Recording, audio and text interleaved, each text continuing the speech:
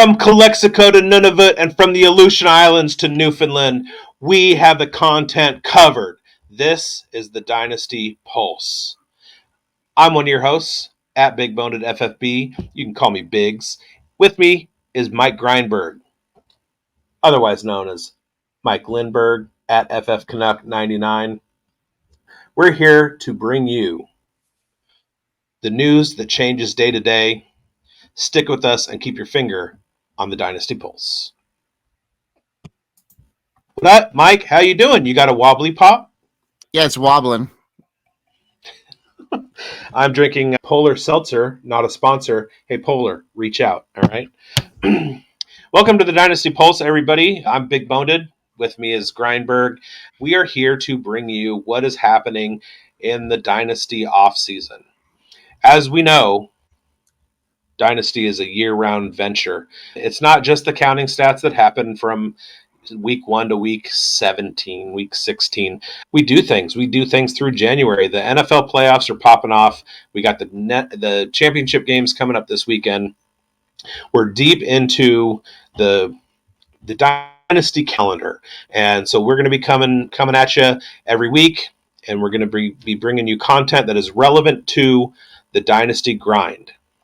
January, February, March, April, May, June, July, August. We got the Senior Bowl coming up. We got the Combine coming up. We got the pre-draft stuff coming up. We got rookie camps coming up. We got training camp coming up. All the roster cuts, the 53-man cut down, everything.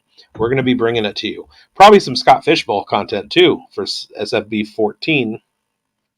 And today we're going to be talking about our top 24 Dynasty Startup Rankings. Now, Greinberg and I sat down, not together. I'm in Northern California. He's in Winnipeg, Manitoba, Canada. Very, very different, very far away.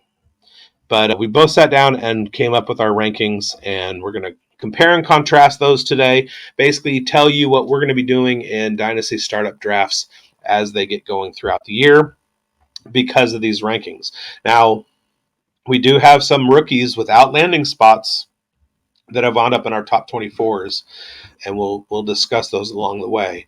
I think the format with this episode right here is we're going to be going block 6 at a time. So we're going to have Mike start. He's going to give you his 1 through 6, and then I'm going to give you my 1 through 6. We're going to push back on each other and argue, duke it out, debate, what have you, and let's go.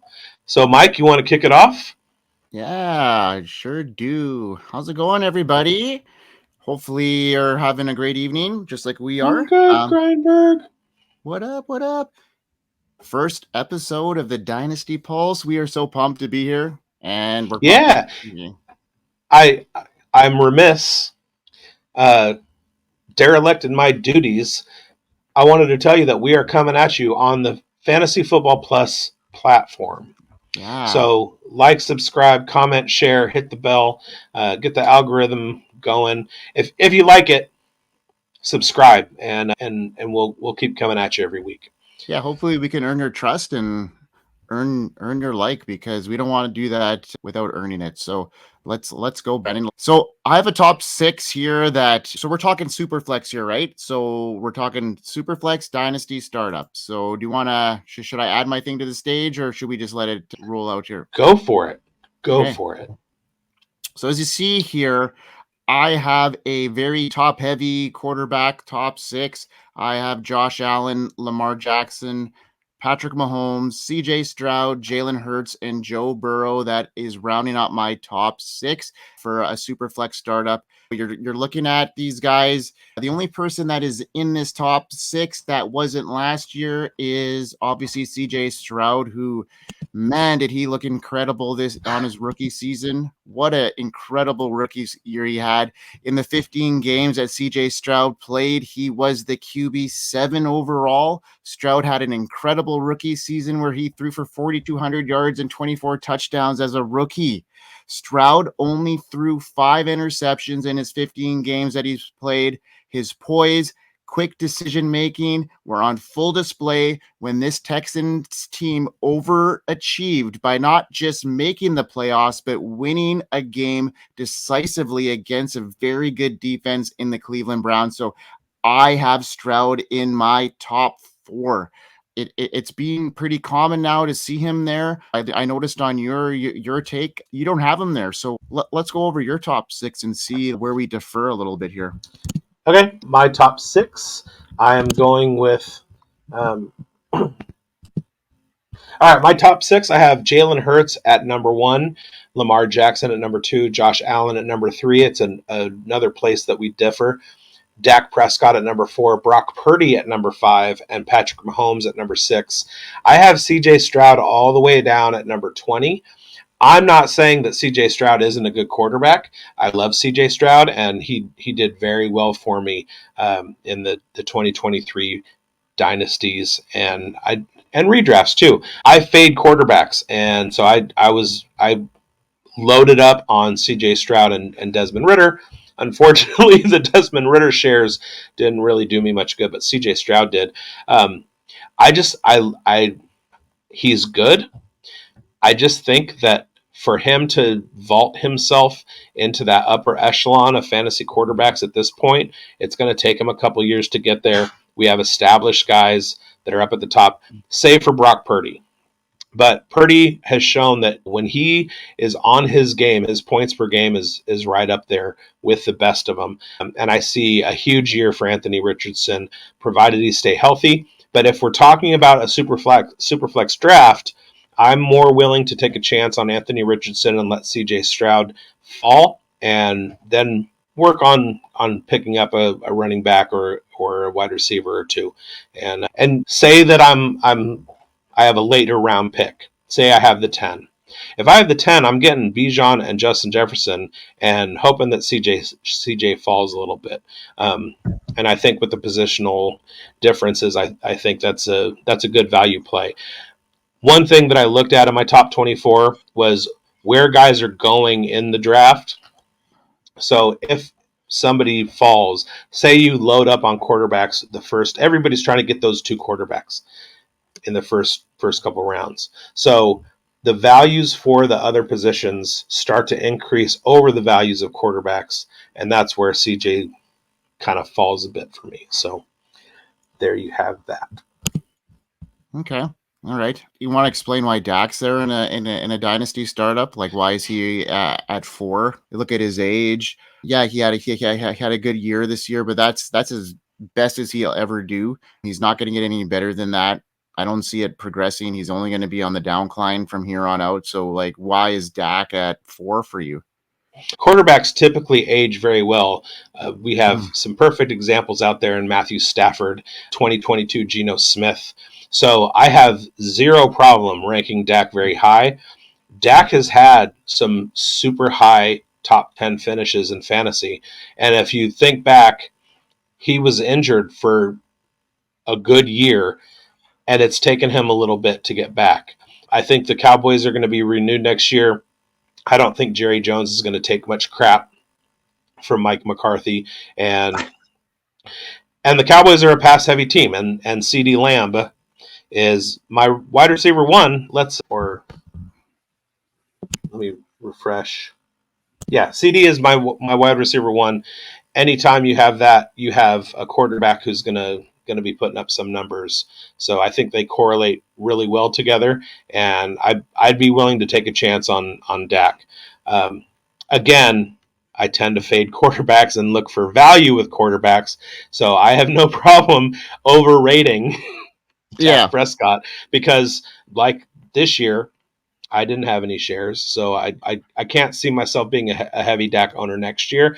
I have him ranked that high, but I don't see him falling to many drafts to me. But yeah, I mean, you have him at 4, so you're picking him in a startup over Mahomes, right? Is what you're saying? Yes. Yeah. Okay. Yeah. Yes. All right. Let's move on to our next 6. I'll add mine to the stage. Okay, so I agree. I have a couple burners here. I'm really high on Brock Purdy too. Not quite as high as you are. I'd be a little bit higher on if he had that big contract. hopefully he gets that. I think he's earned it at this stage. Jordan Love is up there. So I've got 7 is Anthony Richardson. Jordan Love is my 8th. Then it goes CeeDee Lamb, Justin Jefferson, Brock Purdy, and Justin Herbert, rounding out my top 12.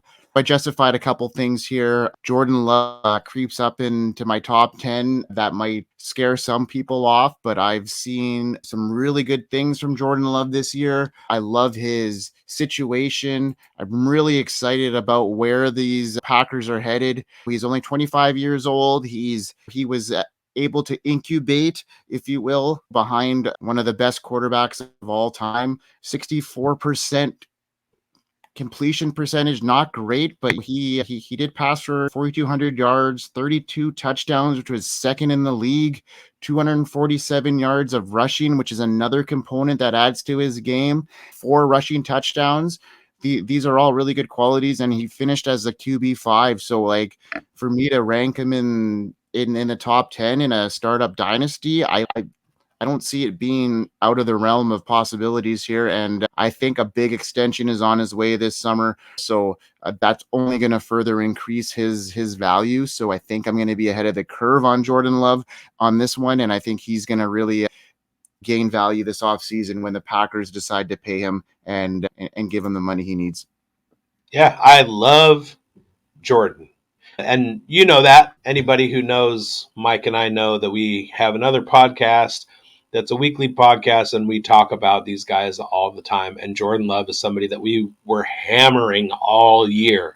I love Jordan Love, but again, and as that Green Bay wide receiver core starts to gel, a full healthy year from Luke Musgrave, the emergence of Tucker Kraft, they got some weapons there, and they got a really young team. And over time, that's going to all come to fruition. Same with CJ Stroud. So as I'm ranking people, that is taken into consideration. But an historical perspective is also very important.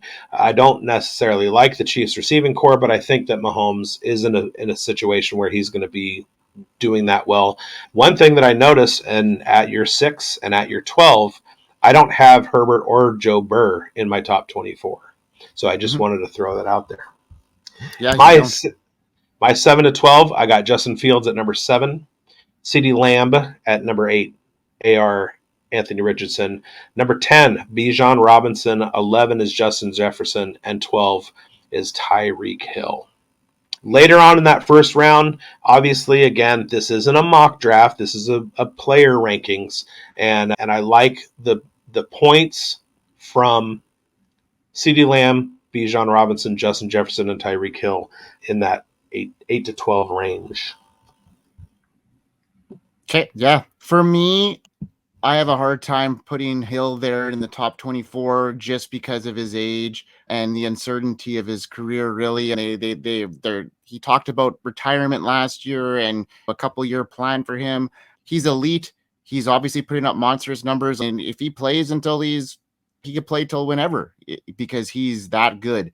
But is this hard in it? Is he going to do it? I don't know. And that's what worries me about him in that situation. Obviously, he was wide receiver 2 this year and he missed a bunch of games. You can't deny that. And I understand why you have him there. For me, just the way I draft in a startup is a little bit different too. Just a different strategy altogether. And that's why we're doing this show, is because as a startup, you may want to look at a different strategy and include some of these older guys that are still elite, and you'll still get elite production. Whereas I'm seeing more of a younger approach to this situation. So both very effective, just a matter of where you see yourself and how you manage your teams. Yeah. Awesome. Okay. So And there are a couple of different approaches in a dynasty startup. And I am of the opinion that what you want to do is you want to start off to win.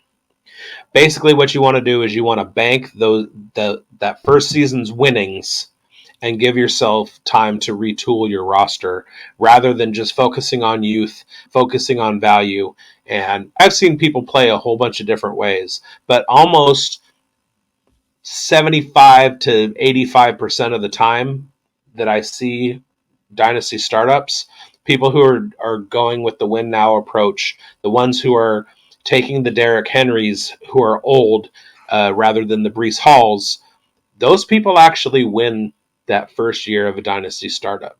Now, if this was a redraft, things might be a little bit similar on my side, and you probably would be more on my side as well. I understand the youth movement in Dynasty, but this is for people who want to win now. Bank that capital, uh, pay out. It's like in poker, having your monitoring your buy-ins, right? That's what you're looking at on the table. Every time you win, it's not necessarily a dollar value, it's how many more blinds you can pay for.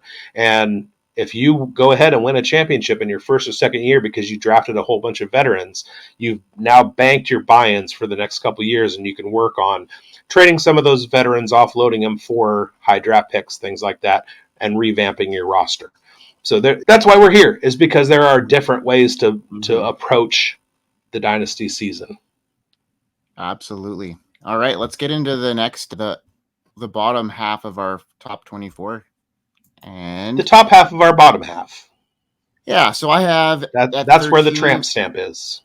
Yeah, exactly. I've got at 13, Amon-Ra St. Brown. At 14, Jamar Chase. At 15, Jahmyr Gibbs. At 16, Breece Hall. At 17, Bijan Robinson. And at 18, Caleb Williams. So if you look here, this is where my sweet spot of the running backs position is. I've faded them pretty hard up to this point. I think this is where is a sweet spot for me, and there's only 3 of them on the board for me, and that's Gibbs, Hall, and Robinson, and it's in that order. That's just how I see it.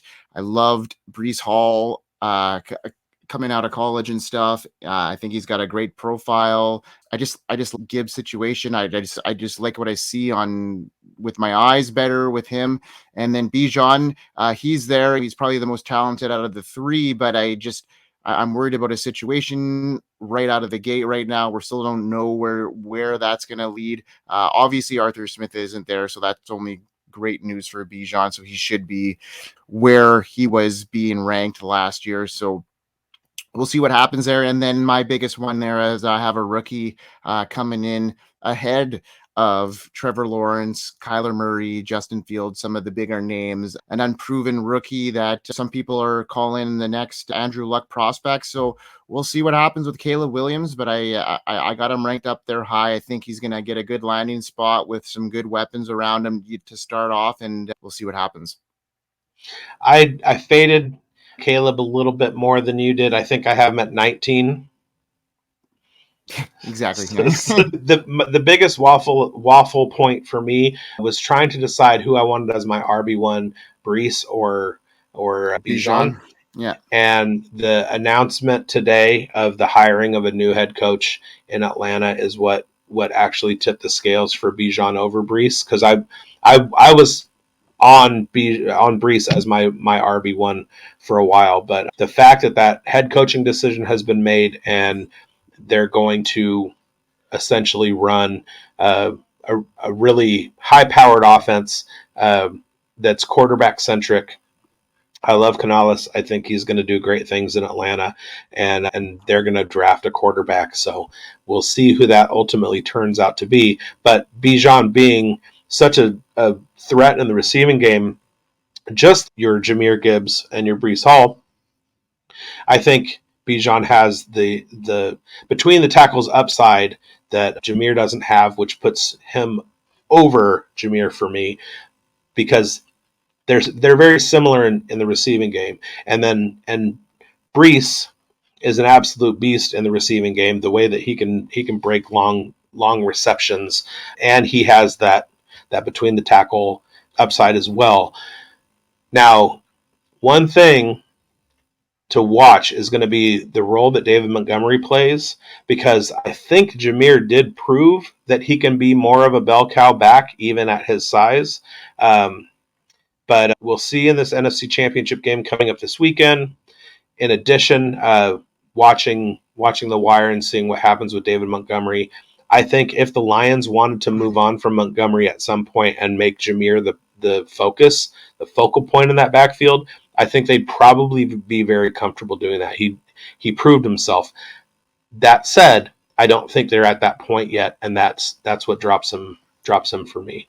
And I don't want him there, honestly. I don't want Jahmyr Gibbs taking those hard hits up the middle type scenario. He's a great runner, and he's shown that. That was the biggest thing for me. Was I was worried about him running the ball.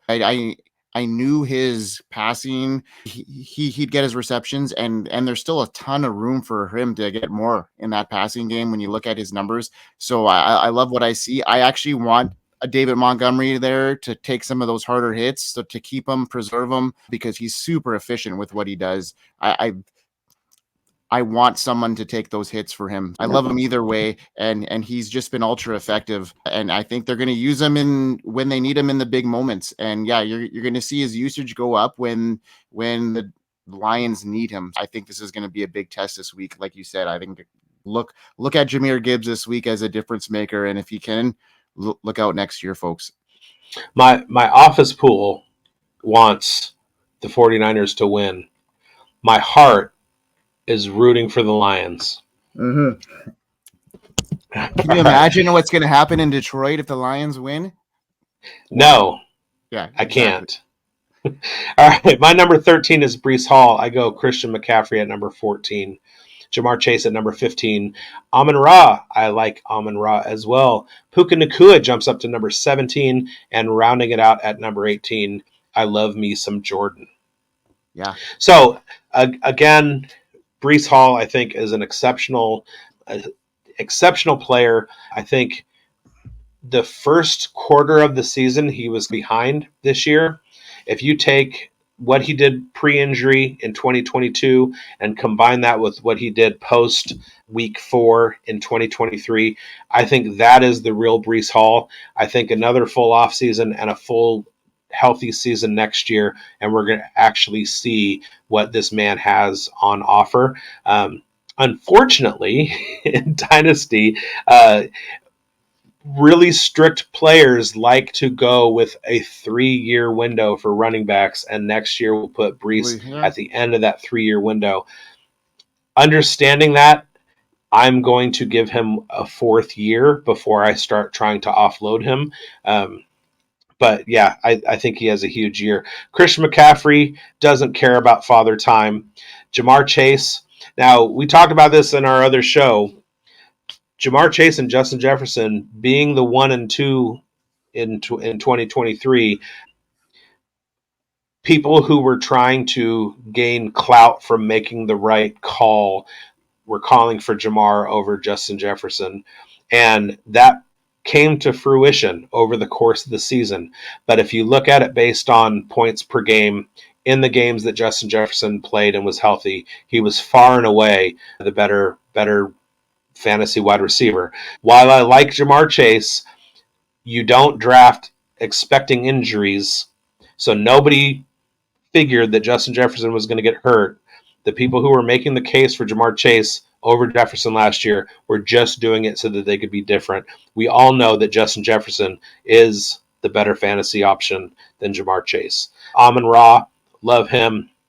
And Puka just jumped on the scene. I think if you look at a top 5 of CeeDee Lamb, Justin Jefferson, Jamar Chase, Amon-Ra, and Puka, I mean, come on. There are some splitting hairs to do there when you're trying to put those rankings together. You could even easily put Puka over Amon-Ra. I love all of them, and that's what I'm going. And then 18, Jordan Love. Oh, the emergence of Romeo Doubs last week, Jaden Reed throughout the season, Dontavian Wicks, even Bo Melton.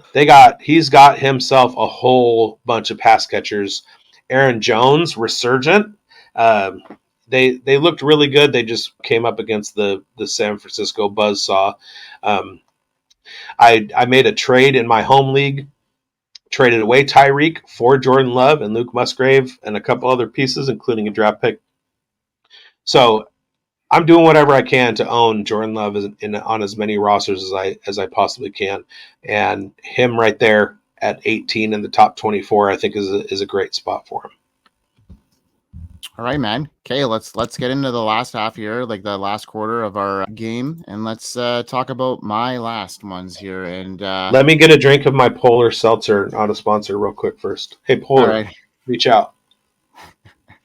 all right. So at 19, I got Marvin Harrison Jr., Trevor Lawrence, 21, Kyler Murray, 22 is Puka Nakua, 23 is Justin Fields, and my surprise one that I'm still thinking about making it into the top 24, but I really like him, so I needed to express that interest, and it's a reach here, but I like Malik Neighbors as my 24th in a startup here. I think he would have been the number one pick if Marvin Harrison wasn't in this draft. Of They're very course. close to me, and the guy's a stud. And yes, probably Drake May probably could be there instead in a super flex, but I just really like Neighbors, and I think he's gonna get a good land spot. I like his just the size, of speed, the combination of everything. He's everything I want there. So yeah, the one that I'm still really worried about here, and I'm still scratching my head over, is Trevor Lawrence. I don't know if I want him in my top 24. I'm worried about him there. So that's a warning. That's like these rankings are liquid, folks. The end We're of talking January. January. It's Exactly. January 25th. Yeah. Like if Drake May gets a good landing spot, like I'd love his profile. He's pushing Caleb Williams at this stage in a lot of ways. A couple other prospects there, a lot of opportunity here. Okay, hang on. Yeah, Let's pick it up at a couple other prospects, and we'll pick it up here. Go. and a couple other prospects, but what we're looking at right now is my Trevor Lawrence reluctance. So we'll see what happens there. That might change, but that's where it's standing right now. What about you? We have very similar looks with the quarterbacks, save for Joe Burrow, Justin Herbert, and Mhm. Trevor Lawrence not being in my top 24. I actually would put Jaden Daniels in my top 24 Mm. before any of those other three guys. Yeah, I love Harrison Jr. there. There's a good possibility that he gives you top 12 value. And if he wasn't in the draft this year, I think Emeka Ibuka would come out. I don't know if that necessarily vaults Neighbors up to number one, or if Ibuka had a whole lot more steam throughout the season, the pre-draft during the season than Mhm. Malik Neighbors did. Malik Neighbors has helium now, and I love him. I decided last night that anybody in Smurfs Dynasty League, don't watch this video because I don't want to tip my hand. But I have the 102 and the 103, and I know for a fact that the 101 is going to be Marvin Harrison Jr. So, and I know who I'm going to take with the 102 and the 103, and I'm going to change my team name to Broleek Browbers Mm. because I'm taking Malik Neighbors with the 102 and Brock And Bowers with well, the of with the course, yeah. 103, and so I love Malik Neighbors, and that I just didn't have him in my top 24. That was more of a I'm hesitant, especially with landing spots, to like to throw rookies in the mix right now. Well, Um, that'll that's all the diff. change at Yeah. the end of March. Give us some combine numbers, things like that. Our rankings pre-draft between the combine and draft are going to look wholly different from this. But rounding out mine, I've got Caleb Williams at the 19, like I said, one spot below yours. CJ Stroud at number 20. Kyron Williams jumping into the top 24 at number 21. AJ Brown at 22. Marvin Harrison Jr. at 23. So I do have those two rookies there. And number 24, hashtag Novato Boys. California Golden Bear legend and Novato compatriot Jared Goff. He has looked absolutely incredible. We watch a lot of career arcs with quarterbacks, and as they age, they start to get a little bit better. I think his time in Detroit has galvanized that Detroit offense. And if I'm looking at him within the first couple rounds, I'm pulling the trigger. He's got such a good ball, and I just love watching him. Yeah, And Kyron hopping up there that's a big one for me. I love Kyron. I think he'll make it in mine. Like, I'm reluctant to put it in there right now. I'm just gonna wait to see what happens in the draft. I know McVay has put his eggs in his basket right now and he says so, but we know that the Rams will probably draft a running back in the second, get in some competition there. So see what happens. If no huge competition comes in there, like a huge name, then yeah, I'm right in there with Kyron Williams being in there. I disagree. I don't think the Rams are going to be taking a running back. I think they're going to roll with Kyron. If they do, they're going to take one late. They're going to take a fourth or fifth, sixth rounder. If you watch the Rams and how they draft, that's not their bag. They're going to find another Kyron Williams in the sixth round. You know what I mean? Give them a couple years to learn the offense and learn how to pass block and roll with him then. Yeah, and that's like the way that Kyron's career happened. He wasn't really he came out of nowhere. They didn't really have a whole lot of options. They're running with Henderson and they're Akers. Akers Two second was round the incumbent. guys. So Royce they are known. Freeman they're throwing out there. I'm not saying that like you know what I mean. Yeah. I don't see them going out to get a replacement for him the way that he performed this year. I feel like they're going to expend the capital elsewhere. I hope so, because he's great, and that's what I'm waiting for. Because I'm waiting for them to not draft somebody, and if they don't, then yeah, Kyron is a guy that's going to get into my top 24 for sure. They need a replacement for Aaron Donald more than anything else. Yeah, the wall comes quick. Yeah, absolutely. He didn't have such a great year. Cool, man. That's it for us in the top 24. Woo! That's a quick one. Yeah, man. That's quick for us. Yeah. And we're going to be coming back at you next week. We're going to have a mock draft put together. No landing spots again for the rookies, but they're going to be in the mock draft. Sleeper ad of the rookies. So you can do sleeper mock drafts with the rookies in there. If you like the video, please subscribe and share it around. Comment. Mike and I are totally free to respond to comments. Follow me on Twitter at BigBonedFFB. Mike, you want to tell them where they can find you? At FFCanuck99. And yeah, tune into us. Follow us on Dynasty Football Network Plus. Like, we are ready to rock, and things are going to keep coming down in the pulse because things change. Everything changes just like your pulse, and we're going to be on top of it for everybody in our view. Let's go. And I want to give a big, huge shout out to our guy, Bradley Stalder. Bradley. Fantasy Football Plus. Find us on that YouTube channel. Oh, hang on. Pick it up here. Fantasy Football Plus YouTube channel. That's the platform where we're coming at you. You can find us other places, but you got to check out our Twitters to do that. And Bradley Stalder has done an absolutely marvelous job of putting us on. He's our player profiler boss and giving us this opportunity, and we're totally grateful.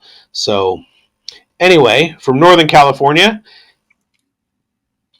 from Winnipeg, Manitoba, Canada, this is the Dynasty Pulse with Big Boned and Greinberg, and I hope you win.